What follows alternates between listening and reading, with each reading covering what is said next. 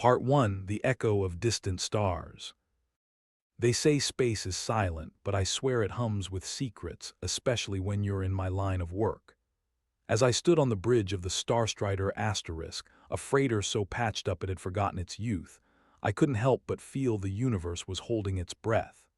Maybe it was just me, Sebastian Vance, Star Trader, Galaxy Wanderer, and at this moment, a man running out of luck and credits faster than I could count. The rusted viewports framed a canvas of stars, each a distant promise, each a potential paycheck. But today my eyes drifted across the cosmic sea to a metallic leviathan, the Ark of Solace.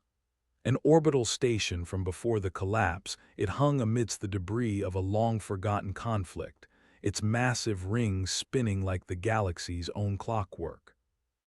Beside me, Rook, my second-in-command and a synthetic with a penchant for sarcasm, leaned in. "Sebastian, did you remember to pack the diplomacy? Could be useful, seeing as we're about to meet the reclaimers." "Rook, if I had a credit for every time you questioned my preparedness, I could afford a ship where the plumbing worked." His eyes, programmed with just enough humanity to be unsettling, gave me a look. And yet here we are. The reclaimers had a reputation, scavengers of the forgotten, tinkering with relics they barely understood. But they were my ticket to making a deal with the kind of tech that might just pull us out of the red. We docked amid the eerie silence of the outer bay. The airlock hissed open with the reluctant wheeze of ancient hydraulics. I stepped forward, boots clanging on metal, greeted by a heavy atmosphere that smelled of ozone and old secrets. "Welcome," a voice greeted us, smooth as oil and twice as slippery. A man emerged, wearing a coat that seemed to flow like it was alive. "I am Varen Locks, curator of the Solace." "Curator, huh?" I said. "Seems a fancy way to say salvager." He grinned, showing teeth too white for someone living in perpetual twilight. "Call it what you like, Captain Vance. I understand you've come for something special." He led us through the Ark, corridors echoing with the ghosts of 100 languages. The station felt like a relic ship, its walls covered in murals depicting stars being born and dying. And then I saw it. In the heart of the Ark lay a chamber housing a sphere of swirling energy, a cosmic anomaly known only as the Echo. It pulsed with a rhythm that seemed almost familiar. It was beautiful, dangerous, and, I knew, a potential gold mine. "This is the Echo," Varen spoke, with the reverence of a priest. "It's said to hold the power of 1,000 suns, and if you're not careful, it'll swallow you whole." I looked at the sphere, feeling an inexplicable pull. "What's it worth?" Rook chimed in, "Worth? How about your life, for starters?" "Ah, the synthetic has a point," Varen chuckled. "The Echo is not for sale, but perhaps you'd be interested in something else." My instincts, honed through years of space trading, told me this was a dance I had to lead. "Unless you can offer a ship with working sanitation, I'm more interested in knowing why you're showing us this." Varen's eyes glinted. "Because, Captain, I need your help. The Echo's been calling. Something is waking, and it's not just this station. I'm offering you a chance to be at the center of it." I glanced at Rook, whose mechanical eyes seemed to narrow. "Sounds like a deal with strings." "Or a noose," Rook added dryly. "Either way," Varen continued, "there's a price for knowledge. Help me, and the rewards will be more than financial." Before I could respond, the station shuddered. Klaxons wailed. The Echo crackled, its energy lashing out like a beast awoken. My heart pounded. What the hell was that? Varen swore under his breath. "Anomaly breach. We're losing containment." I didn't know what an anomaly breach entailed, but I was sure it wasn't good. "Rook, get us back to the ship." As we sprinted through the labyrinthine corridors, explosions rocked the Ark. I could hear metal tearing, feel the temperature dropping. In the chaos, I saw them, figures, not mechanical but living, moving with an elegance that defied logic. Aliens, unlike any I'd seen, with translucent skin that shimmered like stars on water. They moved through the chaos as though they were its source, their eyes reflecting the echo's light. Sebastian, now would be a good time to run. Rook's voice cut through my shock. We reached the Starstrider asterisk, barely making it through the airlock before it sealed with a clang. I punched the controls, launching us away from the Ark, my heart still racing. The status, Rook. The Ark's losing orbit, Rook replied, his voice laced with unexpected tension. The echo must have triggered some ancient defense mechanism. I watched the station twist and spin, the echo's light streaming out in brilliant arcs. My curiosity warred with self-preservation. What the hell, did we just witness? Rook's metal fingers tapped a rhythm on the console. Something beyond our understanding, and frankly, Captain, I suggest we let it stay that way. But I knew better. The galaxy's secrets had a way of finding you, and the echo's song was just beginning. As the stars blurred past us, I couldn't shake the feeling that we just stepped onto a path from which there was no turning back. Part 2: The Light of Shadows. Space unfurled around us, the black velvet strewn with diamond-speck stars that seemed to whisper forgotten tales.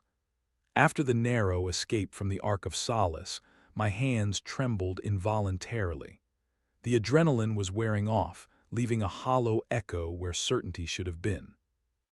In the silence that followed, the hum of the Starstrider *S engines was a comfort, a reminder that we were moving, alive, and away from whatever madness had unfolded behind us. Rook leaned back in his chair, the mechanical sigh of his servos almost human. Sebastian, next time you decide to explore a haunted relic, could you give me a heads up?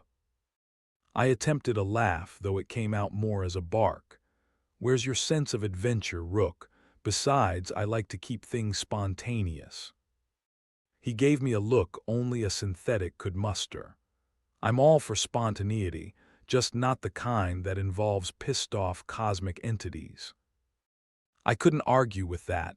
The image of those alien figures lingered in my mind, haunting, ethereal, as though the void had given them form. They weren't just there to observe. They had a purpose, one that intertwined with the Ark and the echo. Pushing the thought aside, I turned my attention to the nav console. Right, we need someplace quiet where we can figure out what the hell just happened. Rook nodded, bringing up a holographic map of the sector. There's the outpost at Fortuna's graveyard. Might be off the beaten path enough to give us some breathing room. Fortuna's was a legendary scrapyard orbiting a binary star system, a haven for those who preferred to stay off the charts. It was said that the debris field was so dense, you could walk across the hulls of 1,000 ships without touching space. Set a course, I said, but keep an eye out for anything unusual. Rook snorted, the synthetic equivalent of an eye roll. In this part of space, everything's unusual, Captain. The journey was uneventful, or as uneventful as drifting through space dust and ship carcasses could be. Yet I couldn't shake the feeling that we were being watched. Maybe it was paranoia, or maybe it was the echo's effect on my mind, but I couldn't dismiss it. Fortuna's graveyard loomed ahead, a tangled mess of twisted metal, casting long shadows against the harsh light of the binary stars. As the asterisk Starstrider delicately navigated through the debris, I marveled at the graveyard's beauty. It was like a dance of forgotten giants, each ship a monument to audacity and failure. We docked with a derelict platform dubbed the Albatross, its structure barely clinging to integrity. The airlock wheezed open, releasing a gust of stale, recycled air. "Home sweet home," I muttered, stepping onto the creaking metal. Inside, the outpost clung to life in a way only the desperate could understand. Traders, scavengers, and exiles milled about, each hiding stories in their eyes. Here, I felt at ease, a rogue among rogues. We headed to the cantina, a dimly lit bunker of a place where deals were whispered and lives sometimes ended without notice. It was the perfect place to learn and lie low. At the bar, I ordered a drink that tasted like fuel but burned with a pleasant warmth. A few sips in, I caught sight of a familiar face, or rather, the lack thereof. It was Kira, a contact from my less-than-legal dealings, her expression a mask of intrigue.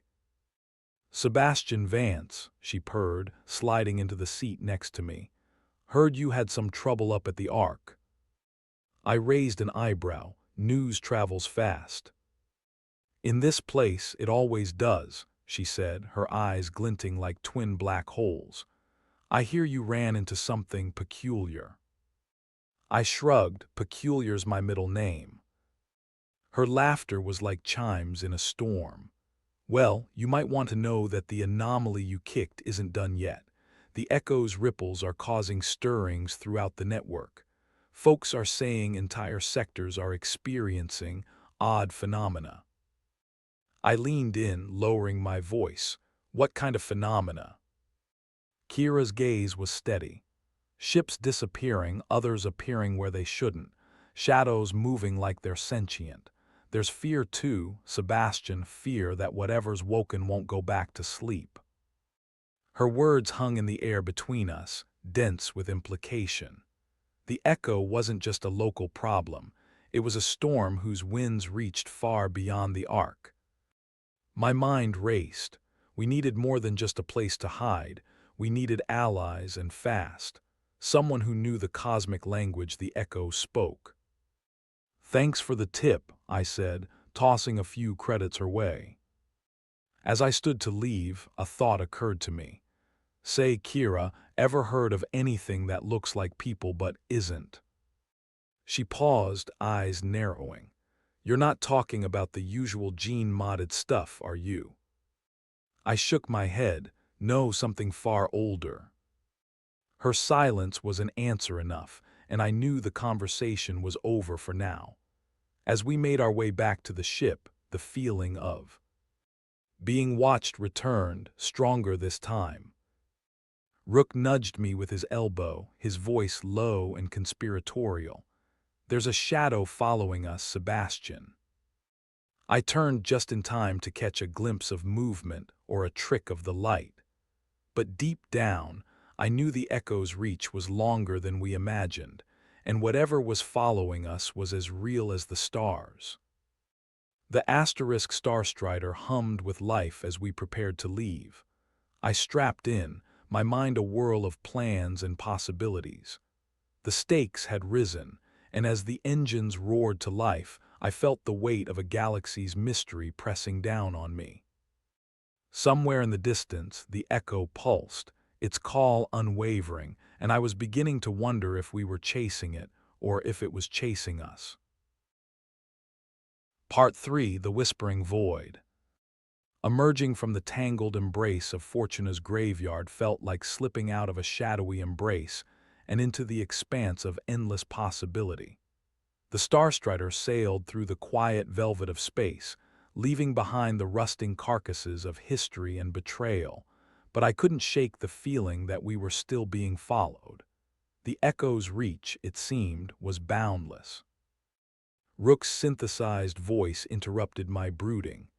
"Sebastian, I've been running diagnostics.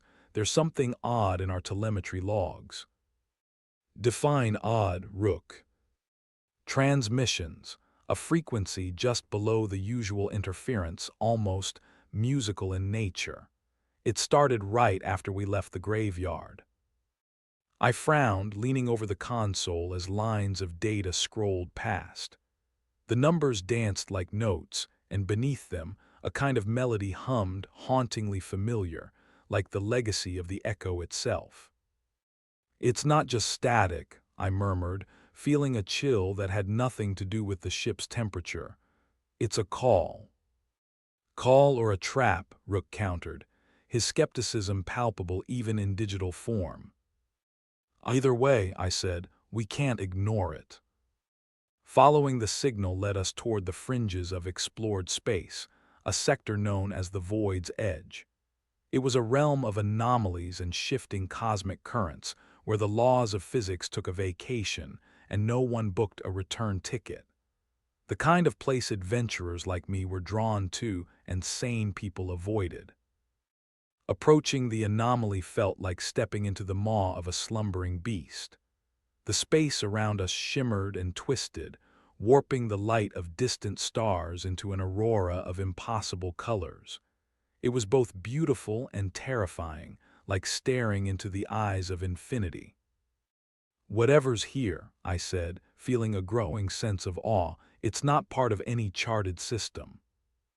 Rook's fingers danced over the controls. "We're picking up a structure, no, several structures. Looks like abandoned ships, maybe even an old station. A ghost fleet adrift in the cosmos." My curiosity piqued. I maneuvered the Starstrider closer, feeling the ship's hull tremble as we crossed the boundary into the anomaly. Shapes materialized from the swirling void, great hulks of metal, ships of every conceivable design, all frozen in a silent ballet. At the center of this tangled waltz was something that defied explanation. A floating island of rock and metal, like a fragment of a lost planet, tethered in place by invisible chains. "Whoever built this," I murmured, "had an imagination." Rook's sensors pinged. Life signs detected faint but present. We docked with one of the larger vessels, an ancient battleship whose name, the Celestial Serpent Asterisk, was barely legible on its scarred flank. The airlock groaned as it connected, the sound echoing like a reluctant ghost down the corridors. Inside, the ship was a tomb, the air stale and heavy with the scent of dust and forgotten battles.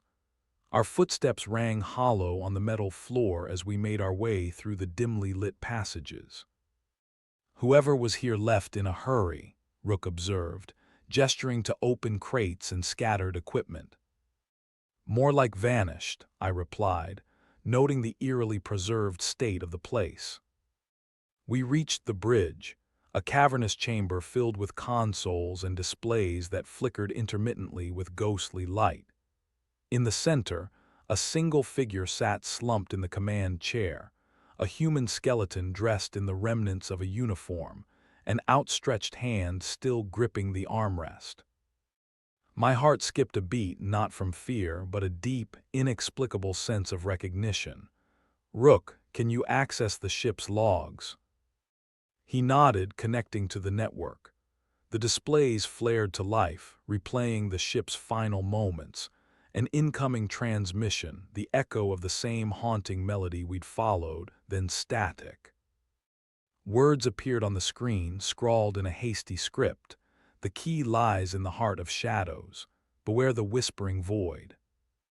As I read, the ship shuddered, a low thrumming rising through the decks like a heartbeat. The anomaly was reacting, its energies converging toward a central point, the island. "We need to move," Rook urged, his voice tight with urgency. Racing against time and logic, we retraced our steps to the airlock, the ship groaning as if attempting to hold us back. As we reboarded the Starstrider Asterisk, the anomaly began to collapse in on itself, the ships around us consumed in spiraling vortices. "Punch it, Rook," I commanded. The Starstrider leapt forward, engines roaring as we tore away from the imploding anomaly. The screen behind us exploded with light, a supernova of colors that burned into memory, then vanished, leaving us adrift among the stars once more.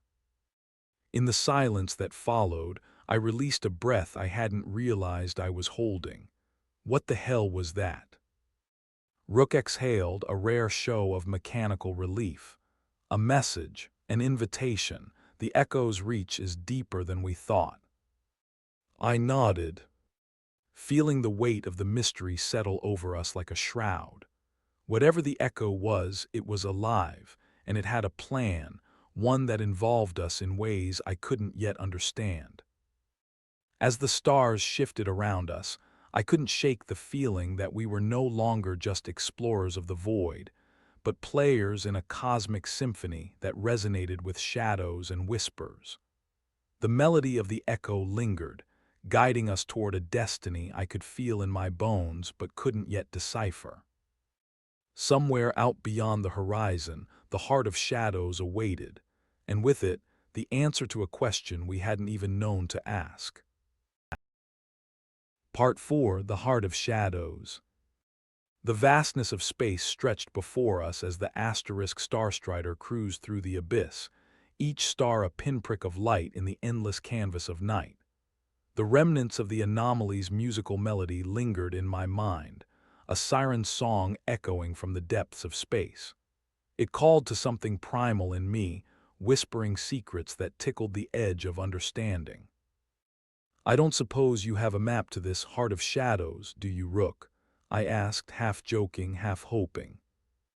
Rook's mechanical gaze flickered, his response dry as the vacuum outside. "You mean to say you don't have one in that collection of dubious star charts you call a library?" I snorted, my eyes lingering on the starlit expanse. Guess we're navigating with intuition and a sprinkling of reckless abandon. Rook tilted his head, a semblance of a human gesture he must have picked up from me. "Intuition got us this far. Here's hoping it knows how to get us back." We drifted through the cosmos, the ship humming a steady tune as we plunged deeper into the unknown. My thoughts turned over Kira's words, the warnings etched on the walls of Asterisk, the celestial serpent Asterisk, and the figures of those alien beings we'd encountered at the Ark all seemed threads of a tangled web woven by the echo.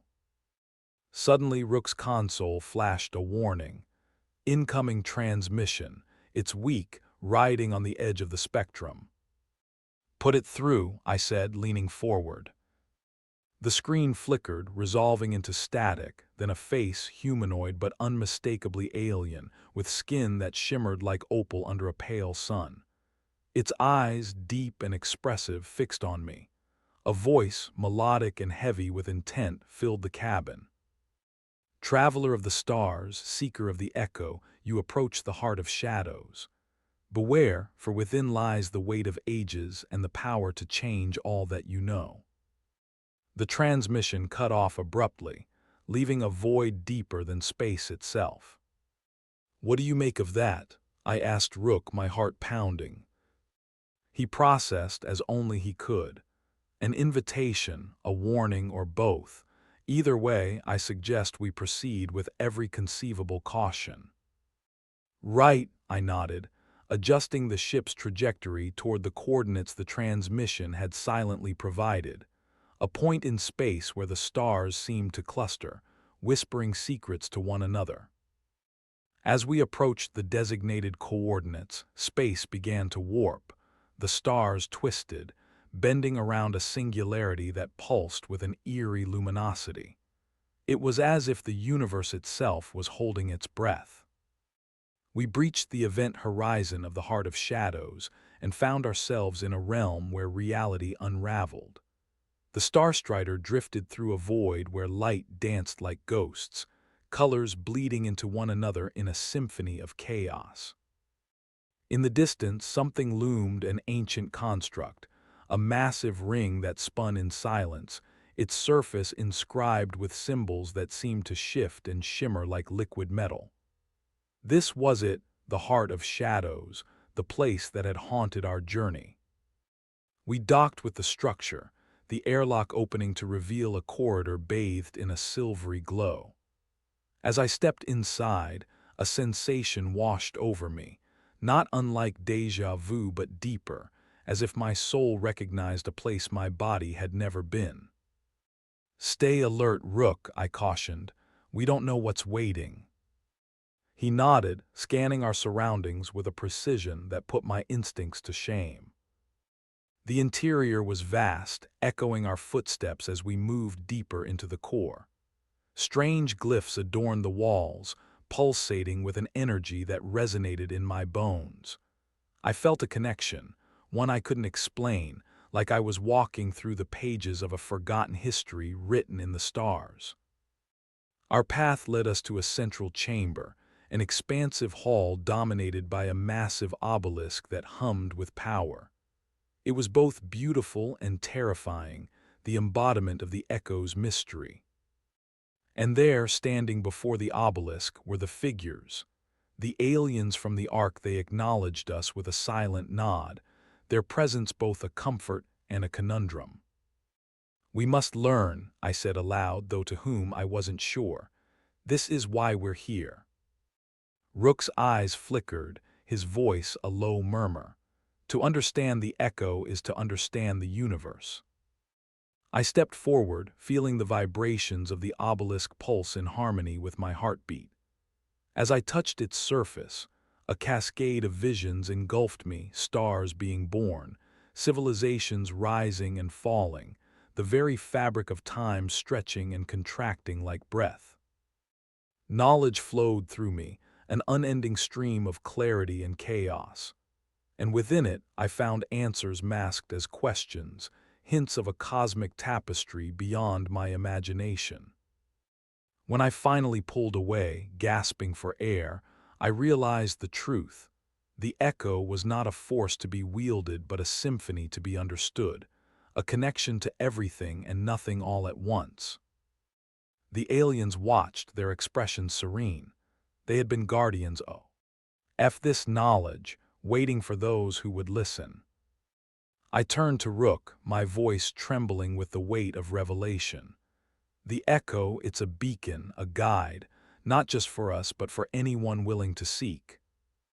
Rook nodded, his synthetic voice filled with something akin to awe. "And now, Sebastian, what do we do with this?" I glanced back at the obelisk, feeling the Echo's melody still playing within me. "We share it, Rook. We let the universe hear the song it forgot."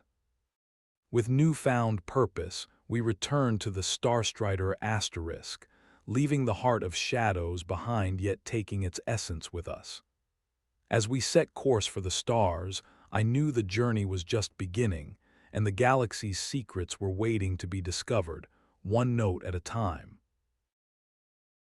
Part 5: The Constellation's Secret Asterisk.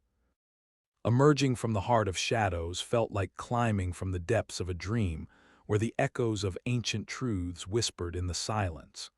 The Starstrider sailed through the starry void, each thrum of its engines a pulse in the cosmic symphony that now resonated within me.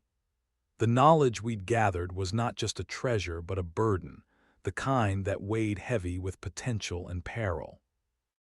Rook's eyes shimmered with the soft glow of the console's light, his gaze fixed on the star-strewn horizon. "Sebastian," he said, breaking the silence, "what exactly do we plan to do with this newfound wisdom?" I pondered his question, the enormity of it settling in my chest like an anchor. "You ever wonder why we're here, Rook, not just in space but in existence itself?" He tilted his head, a mechanical semblance of thought. Existential musings from a star trader must be quite the revelation. A chuckle slipped past my lips, though it was tinged with introspection. "Imagine if we could unite these scattered echoes, let every corner of the galaxy hear the same song. What could we become?" "Potentially a target," Rook replied, dry as the void, "or a catalyst." Both possibilities lingered like shadows, each carrying its own risk. Yet beneath the surface of fear lay the thrill of discovery, the itch that had driven explorers to the stars for centuries. "Let's chart a course to the constellation's eye," I said, the decision settling over me like a second skin. "If the rumors are true, it's where the Echo's signals converge. Might just be the key to unraveling this cosmic knot." The constellation's eye, Rook murmured, inputting the coordinates. That region's a navigational nightmare. Magnetic whirlpools, gravitational anomalies, a place where the stars themselves seem to play tricks. Exactly, I said, a smile tugging at the corners of my mouth. The perfect place for a revelation. The journey was long, the stars shifting around us in a dance as old as time itself. Space is an unforgiving mistress, her beauty matched only by her capriciousness. But with each light year, the pull of the echo grew stronger, guiding us with an unseen hand. As we neared the eye, the ship systems flickered, struggling against the fluctuating forces. The viewport filled with a swirling mass of color, a celestial vortex where the cosmos folded in on itself. "Hold her steady," I warned, gripping the controls as the ship shuddered under the strain. Rook's fingers danced over the console, stabilizing the ship with a precision that bordered on artistry. If I had a heart, Sebastian, it would be in my throat. I laughed, the sound swallowed by the cacophony of the universe shifting around us. Mine's doing enough pounding for both of us.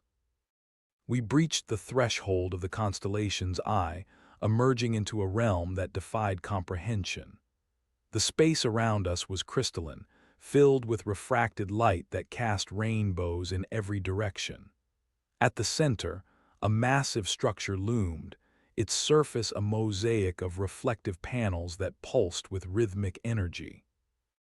"The nexus of the echo," I breathed, awestruck. The structure was ancient, its design seamless, as though it had grown from space itself. We docked with the monolithic entity, the airlock opening to reveal a vast chamber where light danced across the crystalline surfaces. The air was thick with potential, humming with an energy that resonated with the echo's melody. "Feels like stepping into a living organism," Rook observed, his voice subdued by reverence. We moved through the corridors, the architecture fluid and alien, as though formed by thought rather than hands. The path led us to a central chamber, dominated by a massive console that pulsed in time with the structure's energy. Before I could speak, the chamber filled with light, coalescing into a figure, a holographic projection of an alien, its form composed of iridescent shards that flickered with life. "Welcome, seekers of the echo," it intoned, its voice a chorus of harmonics. "You stand before the constellation's heart, the source of the echo's song." Rook and I exchanged glances, the weight of the moment grounding us amidst the surreal beauty. "What is the purpose of the echo?" I asked, my voice echoing in the chamber. The figure's gaze was infinite, its expression unreadable. "The echo is the memory of the universe, a song of creation and destruction. It is the key to transcendence, a bridge between the stars and the heart." A shiver ran through me, the enormity of the truth striking like a lightning bolt. "And what is our role?" "You are the conduit," the figure replied. "Through you, the song finds form, but beware, not all who hear the echo understand its call." The chamber shuddered, the crystalline walls vibrating with the intensity of the message. I felt the echo's melody intertwine with my very being, a promise of unity, a challenge to rise above. Well, As the hologram faded, leaving us alone in the vastness of the chamber, I turned to Rook, determination blazing in my eyes. "We're not just carriers of this song, Rook. We're part of its symphony." He nodded, his expression a mirror of my resolve. "Then let's ensure the universe hears it." We returned to the Starstrider asterisk, our purpose clear, the path illuminated by a light that defied shadows. As we set course for the stars, I knew the journey was far from over, but the music of the echo was no longer a solitary whisper. It had become a chorus, and we were its voice. Part 6, The Quantum Lattice asterisk. The asterisk Starstrider slipped through the cloak of space, each pulse of its engines a heartbeat syncing to the echo's abiding melody. The universe seemed to breathe with us now, a living entity whose secrets hummed beneath the surface. We were no longer just navigating the stars, we were becoming part of their song. Rook's voice stirred me from my reverie, his tone carrying a hint of curiosity. "Sebastian, incoming signal. It's pulsating like it's riding on the echo's frequency."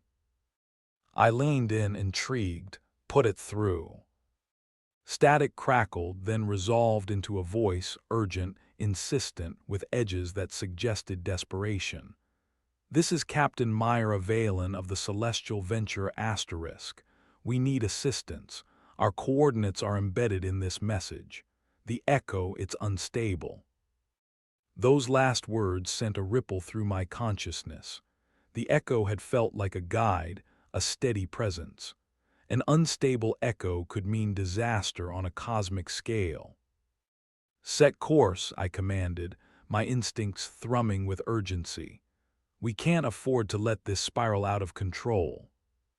The journey to the embedded coordinates was tense, the weight of what we might find pressing down like a gravitational field. My mind raced with possibilities, each more dire than the last. If the echo was indeed unstable, the repercussions could be catastrophic, not just for us but for the entire fabric of space-time. As we approached, the celestial venture came into view, a sleek exploration vessel, its hull shimmering with reflected starlight. But it was surrounded by an ethereal lattice of energy, a web of shimmering strands that twisted and altered the space around it. Rook whistled, an affectation he'd picked up to express wonder. "A quantum lattice, incredible. It seems to be feeding off the echo's energy." "Or trapping it," I murmured, watching as the strands pulsed with an unsettling rhythm. We docked with the Venture Asterisk, the airlock connecting with a hiss that reverberated through the corridors. Inside, the ship was a hive of controlled chaos. Crew members moved with purpose, their expressions taut with focus and concern. Captain Myra Valen met us at the entrance to the control room, her eyes sharp and assessing. "Captain Vance, I presume. Thanks for answering our call." "Wouldn't miss it," I replied, trying for levity, though my gut twisted with unease. "Now, what exactly are we dealing with?" She led us to the observation deck, where enormous transparent panels offered a view of the quantum lattice. We were studying the echo's resonant frequencies when this anomaly appeared. It's like a living equation, adapting and expanding, but it's pulling us into its patterns. "Living equation," I echoed, the concept both fascinating and terrifying. Myra nodded, eyes dark with worry. "It's beautiful, but if we don't disrupt its growth, it'll consume us and anything caught in its radius." Rook was already interfacing with the ship systems, absorbing data like a sponge. "The lattice is forming symbiotically with the echo's frequencies. It's like a feedback loop." "We need to break that loop," Myra said, her voice firm, "before it breaks us." I turned to Rook, our unspoken bond allowing us to communicate with a shared glance. He nodded, already translating theory into action. "Captain Valen," I said, steel edging my voice, "we need to reprogram the lattice's structure, disrupt its harmony with the echo, but we'll need your crew's help." Myra nodded, determination hardening her features. "What do you need?" "Focus the energy on the strongest strand," Rook explained, his fingers a blur over the console. "It'll create a resonance cascade counteracting the feedback. It'll be risky, but it's our best shot." As the crew coordinated under Myra's expert guidance, Rook and I studied the lattice, feeling the echo's song vibrate through us. It was a melody of creation, but one that had slipped into chaos, needing a guiding hand to restore its balance. The air crackled with tension as we implemented the plan. The ship thrummed with energy, the lattice trembling as we redirected its flow. "Prepare for cascade," Myra called, her voice cutting through the charged air. The lattice shuddered, its strands contracting as the resonance shifted. Colors exploded across the void, a symphony of light and sound that crescendoed into brilliant equilibrium. The lattice dissolved, its energy dispersed back into the fabric of space. Silence descended, profound and soothing, as if the universe itself had exhaled. In the aftermath, as we stood among the aftermath of what could have been disaster, Captain Valen turned to me. "Thank you, Sebastian. Without you and Rook, we'd have been lost to the echo's dance." I nodded, feeling the weight of what we'd averted. The echo is a gift, but one that needs to be understood, respected. As we returned to the Starstrider asterisk, I realized our journey with the echo was far from over. The melody continued, a beacon in the dark, guiding us toward the secrets it still held. As the stars once again embraced us, I knew that each note of this cosmic symphony was a step closer to understanding not just the universe, but our place within it. Whatever lay ahead, it was a path we would walk, each step resonating with the echoes of stars. Part 7. The Celestial Convergence. The asterisk Starstrider glided through the cosmic expanse, the echo's song now a familiar undercurrent coursing through every fiber of my being. Our recent encounter with the quantum lattice had left me both wary and exhilarated, a reminder of the delicate balance we tread in the dance of discovery. Rook's voice broke the reverie, his tone imbued with a curious edge. "Sebastian, there's something new on the horizon. A signal, encrypted but consistent with the echo's harmonics." I leaned over the console, heart quickening. Another call. His mechanical eyes flickered with calculated intrigue. More like an invitation. The source is an uncharted celestial body. I considered the implications. The echo had guided us thus far, its whispers leading to both peril and enlightenment. But uncharted territory was a gamble, its outcomes as varied as the stars themselves. "Let's see where this rabbit hole goes," I said, feeling the familiar thrill of the unknown. As Rook adjusted our trajectory, the stars shifted, their patterns weaving an intricate tapestry against the black void. The journey took us deeper into the galactic fringe, where maps grew scant and speculation thrived. The destination resolved into view, a planet bathed in a luminescent glow, its surface shimmering like liquid crystal. I watched, transfixed, as we approached, the planet's aura pulsing in rhythm with the echo. "Looks like the universe's best-kept secret," I murmured, the allure of it drawing us in. We descended through the atmosphere, the Starstrider, cutting through clouds that shimmered with prismatic light. Below, an ethereal landscape unfolded, vast plains of crystalline flora, their surfaces refracting the light in kaleidoscopic hues. Rook and I stepped onto the surface, the crystalline ground singing underfoot. The air was charged, alive with the echo's pervasive melody. It felt as though the very planet resonated with the cosmic tune, a symphony of light and sound that tugged at the soul. "Beautiful," Rook commented, his mechanical wonder mirroring my own. "But what's the catch?" The answer came in the form of movement, figures appearing from within the shimmering landscape, their forms indistinct yet undeniably sentient. They moved with a grace that belied their crystalline composition, their bodies refracting the light into dazzling spectra. "Welcome, travelers of the stars," one of them spoke, its voice a harmonic blend of notes. "We are the luminal guardians of the celestial convergence." "Luminal," I echoed, the name resonating with a sense of ancient wisdom. "And this planet, the convergence?" "Yes," the luminal replied, its aura pulsing with gentle light. It is a nexus where the echo converges, a focal point of energy and knowledge. I felt a pull as though the echo itself drew me towards understanding. "We were called here," I said, the weight of the journey settling upon me. "Why?" The luminal gestured towards the horizon, where a towering structure of crystal rose against the sky, each facet glowing with inner radiance. "The heart of convergence awaits. It holds the memory of the cosmos, the origin of the echo's song." Rook and I followed as the luminal led us towards the structure, the landscape a symphony of light that played beneath the towering crystals. It was as if the planet itself was alive, each step resonating with the pulse of the echo's energy.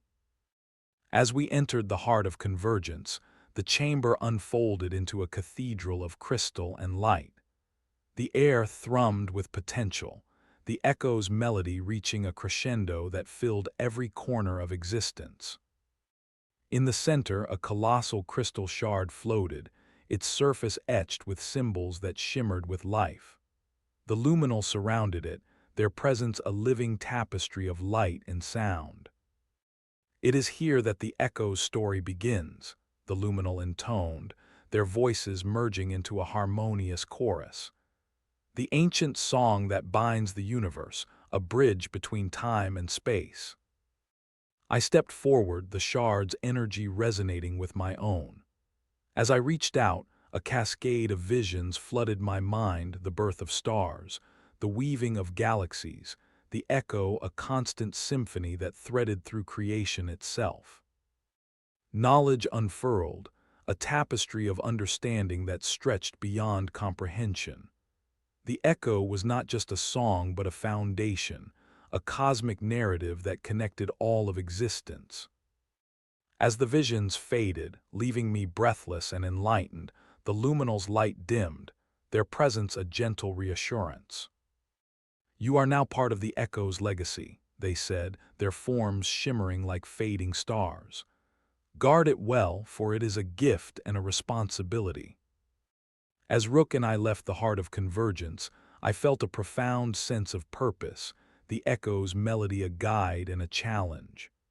The universe had opened its heart, revealing its secrets, and it was up to us to share its song. As the Starstrider ascended all the planet's luminous atmosphere, I knew our journey had taken on new meaning. The echo called to every corner of the galaxy, and we were its voice, carrying its melody amidst the stars. Part 8: The Harmonium Pulse Asterisk. The Starstrider cut its path through the tapestry of the galaxy, each star a note in the echo's vast melody. The knowledge gleaned from the celestial convergence weighed heavily upon me, a burden of cosmic magnitude. Yet it also sparked a deep-seated sense of responsibility. The universe's grand tapestry was ours to decipher, each thread a new revelation waiting to unfold. Rook's synthetic voice broke the contemplative silence. "Sebastian, there's a significant energy surge coming from the coordinates of the Rylo's expanse. It's resonating with the echo's frequency." I shifted in my seat, my senses attuned to the intrigue behind his words. Another anomaly, or perhaps a new chapter in our symphony. "Possibly both," Rook replied, the anticipation in his mechanical eyes mirroring my own. The Rylo's expanse was a region known for its volatile energy bursts, a place where reality warped and twisted under the influence of intense gravitational forces. It was both feared and revered by starfarers, a dangerous beauty that drew those with a thirst for the unknown. The journey there was a kaleidoscope of wonders, the stars shifting around us like notes in a cosmic symphony. As we approached the expanse, the ship's sensors flickered, capturing the energy fluctuations that roiled through the fabric of space. Ahead lay a dazzling sight, a vast field of luminescent gas clouds, swirling with radiant energy. At the center, a colossal structure pulsed with a rhythmic glow, sending ripples through the surrounding space. Rook's voice tinged with awe. It's as if the echo is conducting its own orchestra. We descended into the heart of this celestial concert, the ship navigating the energy currents with precision only Rook could muster. The structure at the center loomed larger, its form a mesmerizing lattice of light and shadow. Upon docking, the airlock connected with an ethereal hiss, and we stepped into a realm of harmonic resonance. The structure thrummed with life, its walls vibrating with the echo's pulse. It was like standing within the heart of a living organism, each beat a testament to the universe's rhythm. As we ventured deeper, the air grew charged with potential, each step steeped in anticipation. The corridors wound through the structure like veins, carrying the lifeblood of stars. In a central chamber, we encountered the source of the resonance, a harmonium core, a massive crystalline entity aglow with internal radiance. It hummed with energy, a beacon of cosmic balance. Before we could marvel further, figures emerged from the shadows, their forms flickering with translucent light. They were the harmonium keepers, an ancient collective bound to the echo's rhythm. "Welcome to the harmonium pulse," their leader spoke, his voice a sonorous chord. "You bear the echo's song within you, a rarity among travelers." I nodded, the truth of his words resonating in my core. We've followed its call across the stars, seeking to understand and unite its melody. The keeper's gaze held mine, a depth of ages reflected in his eyes. The harmonium core is a stabilizer, a counterbalance to the chaos of the expanse. It maintains harmony, but now it is threatened by a growing disharmony, the shadow discord. Rook and I exchanged a look, the gravity of the situation becoming clear. The echo's song was in peril, its harmony disrupted by forces unseen. "What can we do?" I asked, feeling the weight of our responsibility.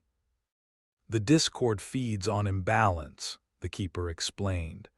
"You must attune to the core, amplify the echo's melody to restore equilibrium." With guidance from the keepers, we positioned ourselves around the harmonium core. The air crackled with tension, charged with the potential of the echo's promise.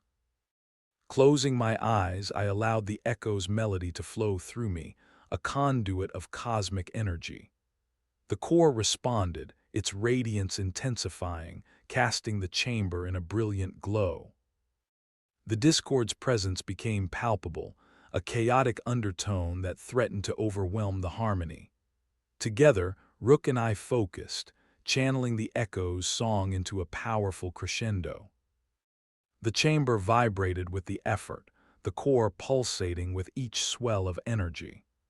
Slowly, the discord began to recede, its chaotic influence dissolving under the echo's unified melody. As the core achieved resonance, a harmonious tranquility descended, the discord vanquished, its influence quelled. The keepers nodded in silent gratitude, their forms shimmering with renewed light. "You have restored the balance," the leader intoned, his voice a symphony of relief. "The echo's song is safe for now." As we departed the harmonium pulse, the stars once more embraced us, the echo's melody a guiding light in the vast expanse. Each note we'd played had brought us closer to the heart of the universe's mystery, a testament to the power of unity and understanding. The journey was far from over, but as the Starstrider glided back into the starlit sea, I knew that no matter what lay ahead, we would face it head-on, the guardians of the echo's song, harmonizing with the pulse of creation itself. Part 9, The Fractured Canopy Asterisk.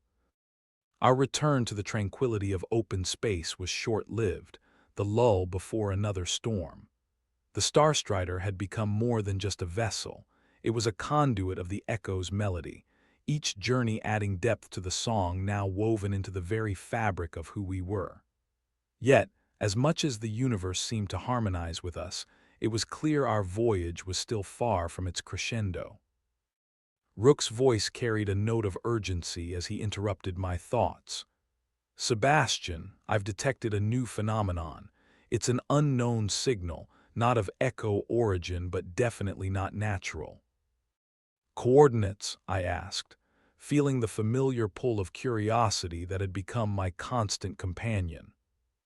Already fed into the nav system. It's coming from the periphery cluster, uncharted, but rumored to be a hub of interstellar activity. The periphery cluster, a region shrouded in mystery, where the lines between legend and reality blurred. It was known for its transient ports and hidden enclaves, a place where one could easily lose themselves or be found by something else. Setting course, we entered the realm of the periphery. The transition was seamless yet profound, as if crossing an invisible threshold into a world filled with possibilities tempered by caution. Upon entering the cluster, the starfield transformed into a mosaic of vibrant colors, the cosmos itself a living canvas. Suspended amidst this celestial beauty was an enormous structure, a web of interconnected vessels, asteroids, and platforms. They hovered like islands adrift on an ocean of light, intricately linked by a network of luminous tendrils. "This is incredible," I murmured, awestruck by the scale and complexity of the structure. "It's like a city built on dreams." Rook nodded, his synthetic voice tinged with wonder. "It's the fractured canopy.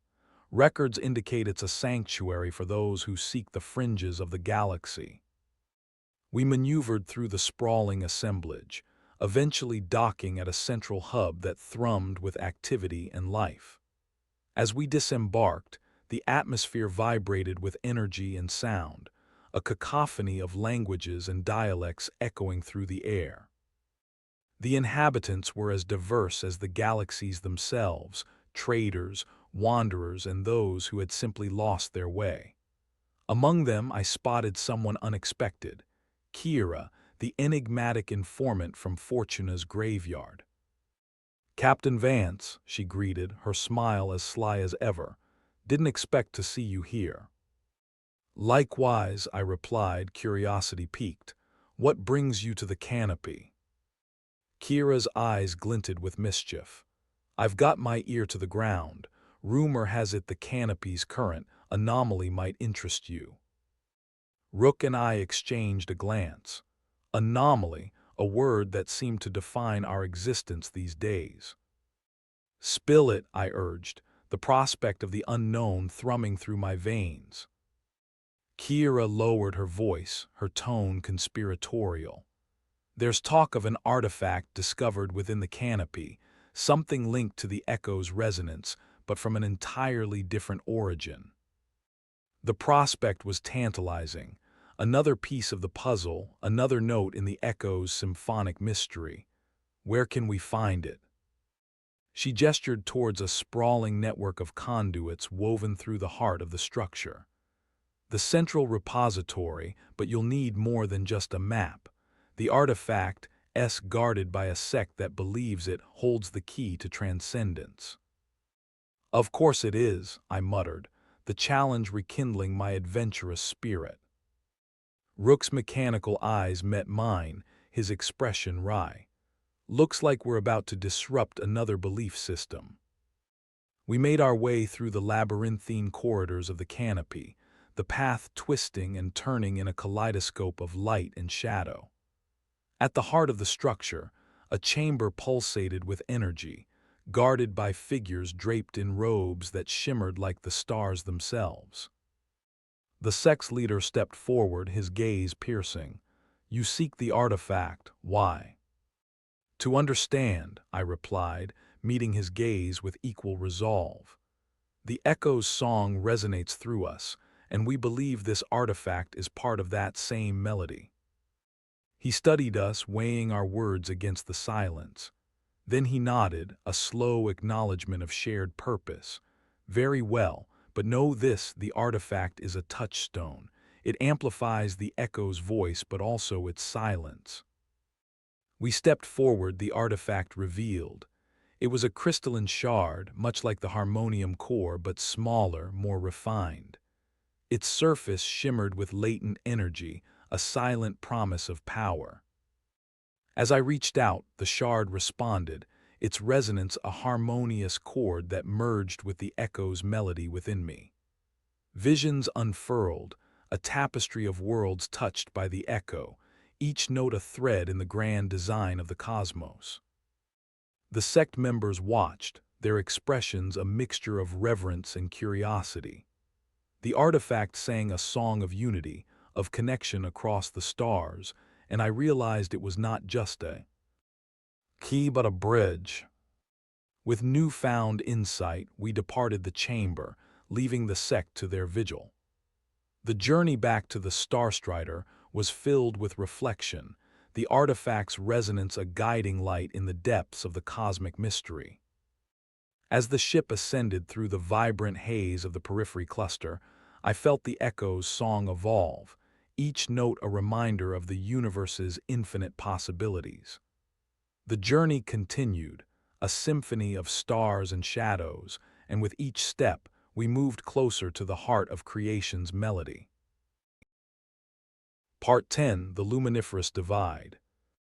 As the asterisk Starstrider slipped once more into the embrace of the cosmic veil, the echo's harmony resonated stronger, interwoven with the newfound notes of the artifact from the fractured canopy.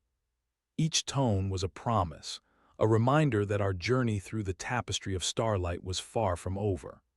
The silence of space was not emptiness but a pregnant pause, waiting for the next movement in the unending symphony. Rook's sensors hummed with activity, pulling me from my reflection. Sebastian, we've received a distress signal. Origin, the luminiferous divide, reports indicate a massive energy disturbance. The luminiferous divide was a region where light itself seemed to fracture, creating a spectacle of refracted brilliance and shadow.